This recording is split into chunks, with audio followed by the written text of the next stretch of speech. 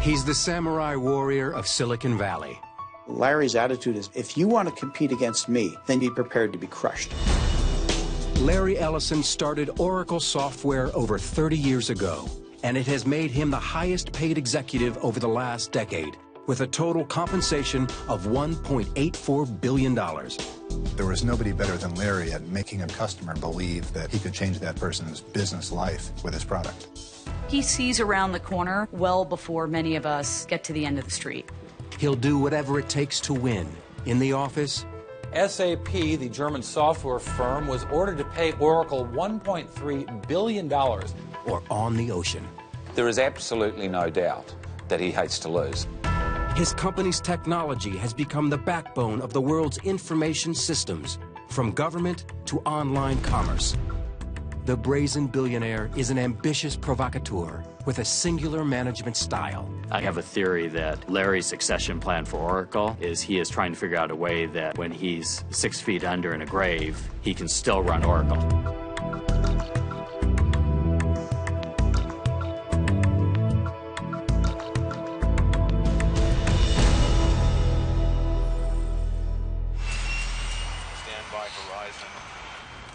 Captain? Loud and clear. Okay. If you know anything about Oracle's Larry Ellison, it probably goes something like this. I've got a Bugatti, the fastest car in the world. His home cost $200 million. The fastest sailboat that's ever been built. I'm addicted to winning. The more you win, the more you want to win. He's a high-flying adrenaline junkie and an unapologetic collector of expensive toys and real estate. That really takes my mind off of work. He spent $400 million to bring the 2010 America's Cup, the oldest active trophy in sports, back to America for the first time in 15 years. But his success comes from something far less flashy. Some of the world's most essential software. Tools you use every day, but probably don't realize that it's his company making them work. Almost everybody in the world uses Oracle. They just don't know it. If you do any kind of government transaction with almost any government in the world, any business transaction with almost any internet business in the world or any traditional business, if you have a credit card, if you have a cell phone, if you have any of the modern things in life, if you live today, I think you probably use Oracle. Larry Ellison arguably created the most important computer software you never heard of. He was the man behind the curtain for a tremendous change in the way we all live. Ellison remained behind that curtain when we tried to reach him to participate in this program. Born in the Bronx in 1944, Ellison grew up in Chicago. When he was 12, his father bluntly gave him some surprising news. My dad just said right before dinner, "Oh, by the way, you were adopted, and we're having meatloaf tonight." It was so shocking, I just put it away and thought about it for years, without really, confronting all and realizing all of the implications. He dropped out of college twice. Ellison was a mediocre student and disliked formal education. Mike Wilson is an editor for the St. Petersburg Times and interviewed Ellison extensively for his biography. Larry was not interested in following the rules at school, in the family, or anywhere else. Larry needed to get out from underneath the shadow of Lewis Ellison and prove to his father that he could make something of himself. His flair for the fast lane was obvious early. Larry went out and bought himself a turquoise blue Thunderbird. He was a stylish guy. He wanted to impress people. He got in that car and he drove it to California. Larry Ellison was a young man with a great deal of potential. His trip to California was critical to who he would become. Ellison settled in Berkeley and set out to make a living writing code. In 1973, he worked at the computer electronics maker Amdahl. There, he met Stuart Fagan. They've remained friends for over 35 years. I went into my cubicle on the first day I worked there, and across the hall were a couple of guys who never seemed to do any work. They just talked all the time. And one of them did nothing but talk about himself, how smart he was, how stupid everyone else was, and how he really ought to be running everything. And that was Larry Ellison. Ellison was a talented but impatient programmer, desperate to find something of his own to control. To say he had the attention span of a tumbleweed is to overestimate it. I would say more the attention span of a lightning bolt. But his attention focused when he landed a job at a company called Ampex. Ampex was struggling with a project funded by, of all places, the information-driven CIA. The project was codenamed Oracle. The CIA needed a system to store and retrieve vast amounts of foreign intelligence, concerned with its various sensitive operations and missions. For Ellison, it was the job of a lifetime, and would plant the seeds for his future. In the 1970s, information storage meant putting data on reel-to-reel tape, which was just too slow and inconsistent for the CIA, and too slow for Ellison. He left Ampex and later started his own company with his friend and programming genius, Bob Miner. Bob and Larry were a perfect odd couple for Silicon Valley. Bob had all of the engineering smarts, the technical ability. Larry, on the other hand, had the sales ability, the visionary ability, the ability to go to a customer and explain, here's how your business can change. With this original handwritten sign and $1,200, they started Software Development Laboratories, or SDL. Ellison recruited friends Ed Oates and Stuart Fagan to help program. He did want me to join him, and he's going to start some kind of company, and I thought that was the stupidest idea I'd ever heard, because Larry wasn't famous for finishing things. I used to say he's a total flake and he'll never amount to anything, and I was half right.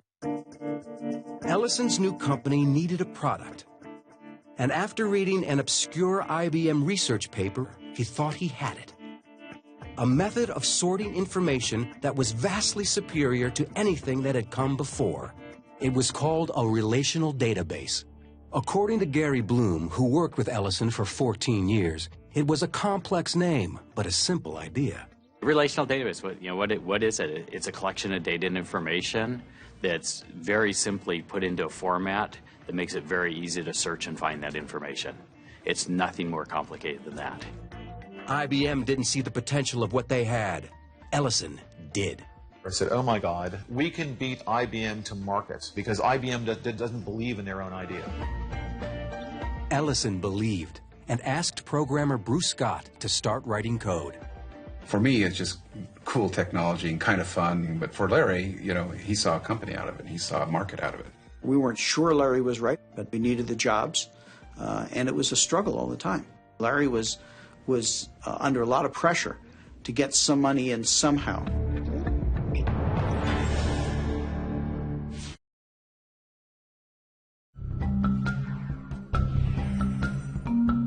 In 1977, at age 34, Larry Ellison's startup software company was busy creating a smart database they thought would revolutionize how companies retrieve, manage, and analyze data. 3 rooms and a little lobby area. There were 4 of us who were writing programs. Larry was mostly involved in finding customers. And that was a bizarre idea because we had no software. So all the things that you would read in books of somebody being a leader, he wasn't. But he was tenacious. He would never give up on anything.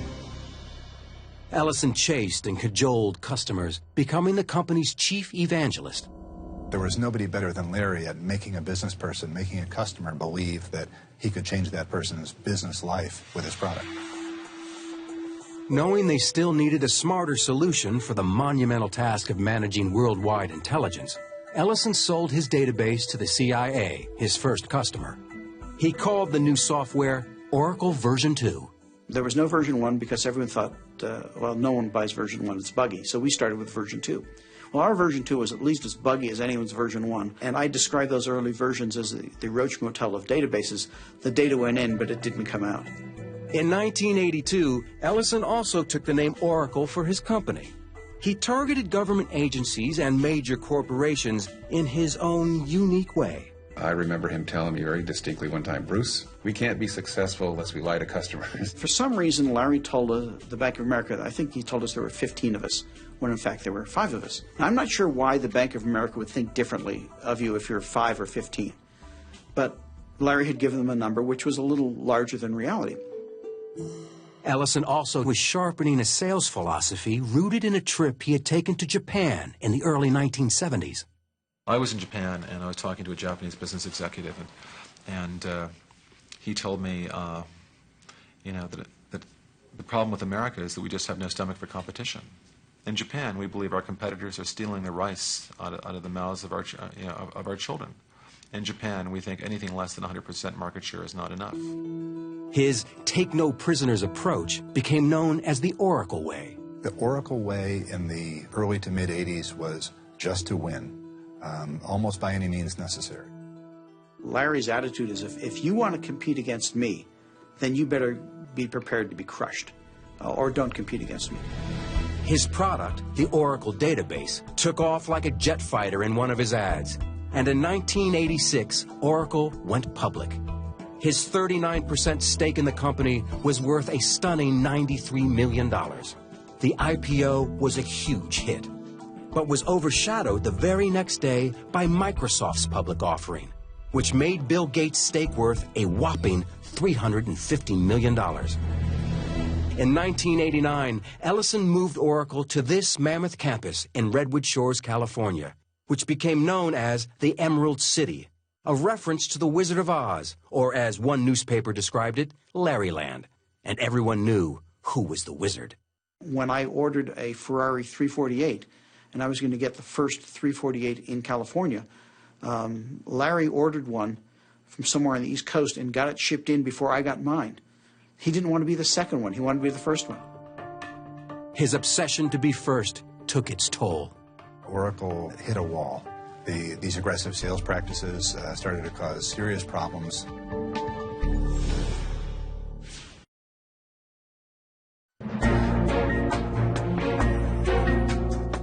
Oracle's aggressive sales practices in the 80s turned the company into an accountant's nightmare. The sales force was so aggressive, so willing to close a deal, and there were so few business controls over the makeup of those deals. Then we started having the problem of we certainly signed some bad contracts. They were also selling products that hadn't yet been created. Oracle was selling a lot of futures, so you were taking a lot of money in, a lot of revenue in for future deliverables. Well, then the question comes, when you finally have those deliverables, now who do you sell them to? You already sold it to everybody. You sold it to them 3 years before you had it. It didn't help the company's prospects that their latest product was a dud. Oracle version 6 was riddled with bugs. Customers were frustrated and sales plummeted. It's sometimes characterized as the near-death experience of Oracle in the early 90s, and it was. We weren't cutting fat. We were cutting into muscle, and you might even say in a couple of cases, we're cutting a couple limbs off. With Oracle's stock price in freefall, so was Ellison's personal fortune. By November 1st, 1990, he had lost $790 million. His company was nearly $1 billion operation, and it was failing. Larry was trying to achieve this greatness. He was building towards that all the time, and now he was, in a sense, a laughingstock. It was devastating for him. We're all a bunch of kids that grew up with the business. And we weren't kids anymore, and the business wasn't a little business anymore, it was big business, and we had to replace virtually all of senior management. And it was a very painful process. He convinced well-known management and sales consultant Ray Lane to join the company. And what he brought was what I'd characterize as operational discipline and a maturity around this is how a big business runs. It was chaotic, it was painful. Nobody wanted to go through that again. And so the culture was kind of reset. But the company's real savior came in the form of a new product. Zach Nelson was Oracle's youngest marketing executive. Oracle 7 was a spectacular product. The future was incredibly bright. And I think everybody within Oracle at that time certainly knew it and could sense it. It wasn't just incrementally better, it was orders of magnitude better. Ellison's company had dodged its near-death experience. In 1994, Oracle revenues passed the $2 billion mark, and his stock, as a result, was worth nearly $3 billion. For Ellison, that wasn't nearly enough. To become software's sole heavyweight, Ellison knew he had to pick a fight with the reigning champion, Bill Gates. He seemed to be personally disappointed he wasn't wealthier than Bill Gates. It's the scorecard. And if you weren't number one, if you weren't richest, you weren't on the top, you weren't the best. It was the scorecard, and he was losing. I think that Larry thought he was in tremendous competition with Bill Gates, and maybe Gates didn't think so much. Larry wanted to be recognized as the greatest innovator, salesman, evangelist in the world of software. And he had a steep battle going up against the guy who had put his software in every single personal computer practically in the world. Ellison was fixated on Gates. He would later admit publicly to hiring private detectives to dig up dirt on him. Gates's new product, Windows 95, had the entire tech world buzzing, including Ellison himself in this appearance on The Charlie Rose Show. This Windows 95 is an enormously complicated piece of software. And the idea that people are going to install this in their households and manage these things in their household, to me, is hilarious. And it's time for something that's easier to use. Well, this is clearly part of our strategy to dethrone Microsoft. But the way you dethrone Microsoft is not somebody that, you throw darts at Bill Gates and hate and envy Bill Gates. You have to think about products and create products that are better than the products that Microsoft is selling. Ellison made a move into the consumer device market.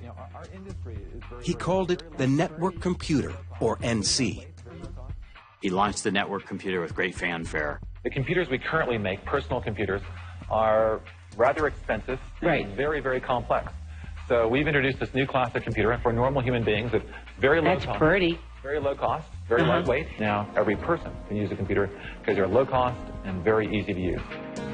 You can surf the net, you can do email on, and he said, and it's going to be $500. It's kind of an internet appliance, so to speak, no different than your toaster. I can remember having a discussion with him saying, the internet makes it possible to imagine a world without Microsoft's operating system on every desktop. And that was really, the birth of the NC. Ellison went on a campaign to promote the power of his new baby on the web, while mocking the popular PC. I hate the PC with a passion. Put the stuff on the net. It's bits. Don't put bits in cardboard. Cardboard in trucks. Trucks to stores. Me go to the store. Pick this stuff out. It's insane. I love the internet. But falling PC prices meant the NC was destined to fail. I don't think there was anything wrong with the idea. I actually just think it was premature. 5 years later, it would have won the world. And the only difference is all the PC manufacturers, Dell, HP, everybody else, Gateway, what did they do? They created a $500 PC that surfs the web really well, and it does email really well. And that shut down Ellison's venture into the consumer market. His NC was too far ahead of its time, but his vision of the internet was still right on target. Oracle's database became the underpinnings of all of these internet services that we take for granted today. It was Expedia, Amazon, eBay, go down the list of applications. All of those are storing all that information, retrieving that information, delivering that information, doing those transactions through the Oracle database. Well, people thought Larry was crazy. Now, he's a genius. Kind of solved the biggest IT problem in history.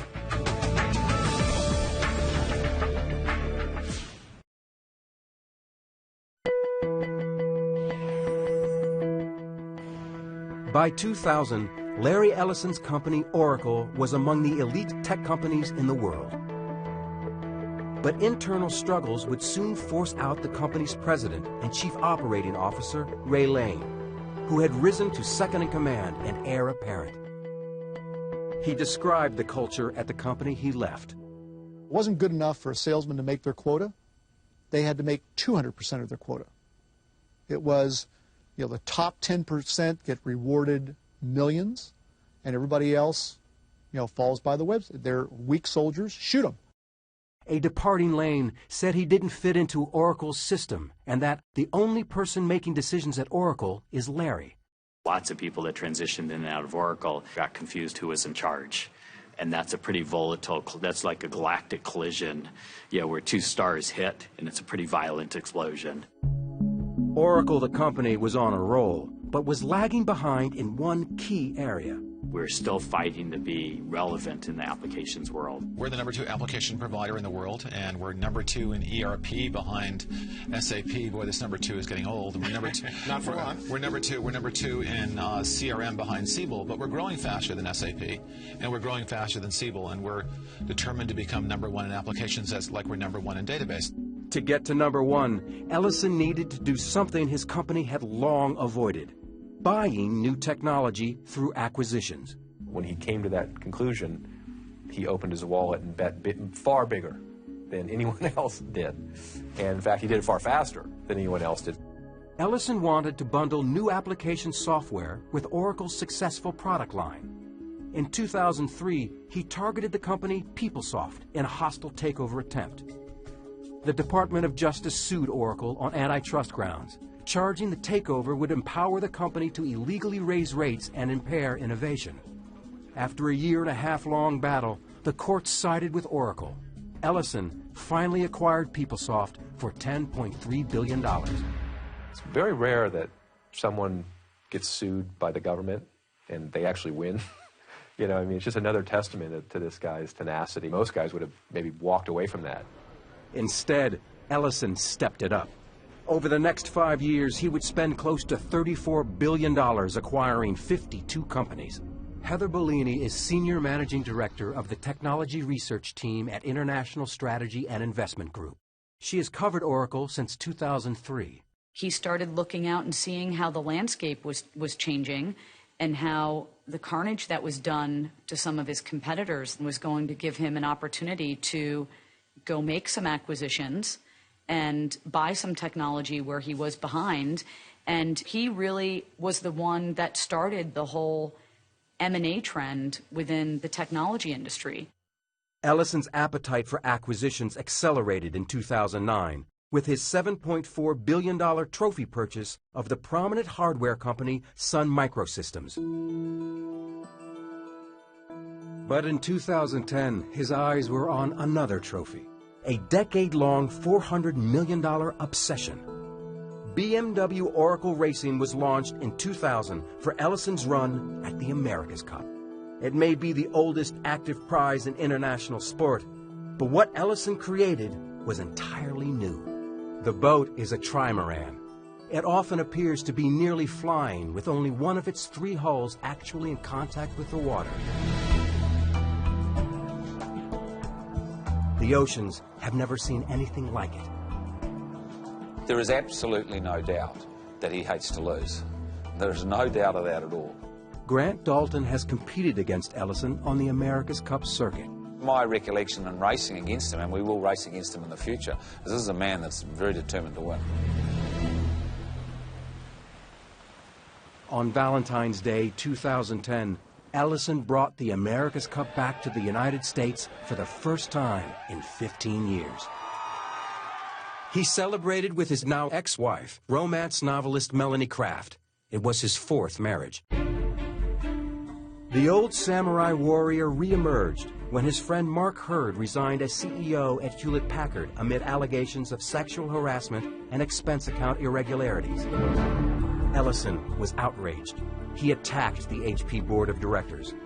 He said, quote, the HP board just made the worst personnel decision since the idiots on the Apple board fired Steve Jobs many years ago.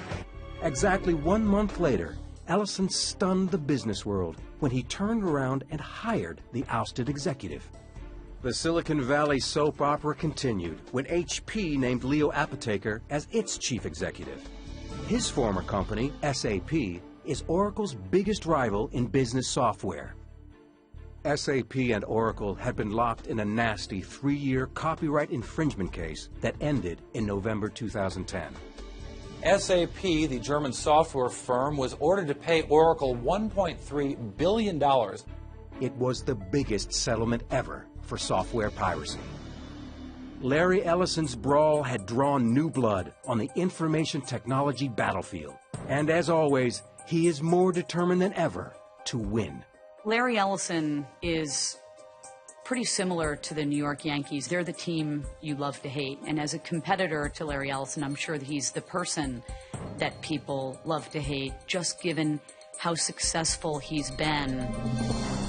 While most visionaries you think are sort of just talking off their hat and saying, oh, this is how the world can be, you know, Larry sees how the world can be, and then he actually tries to make it that. He started with a $1,200 stake in a little company, and by sheer force of will and persuasion, he built it into one of the giant software companies of the world.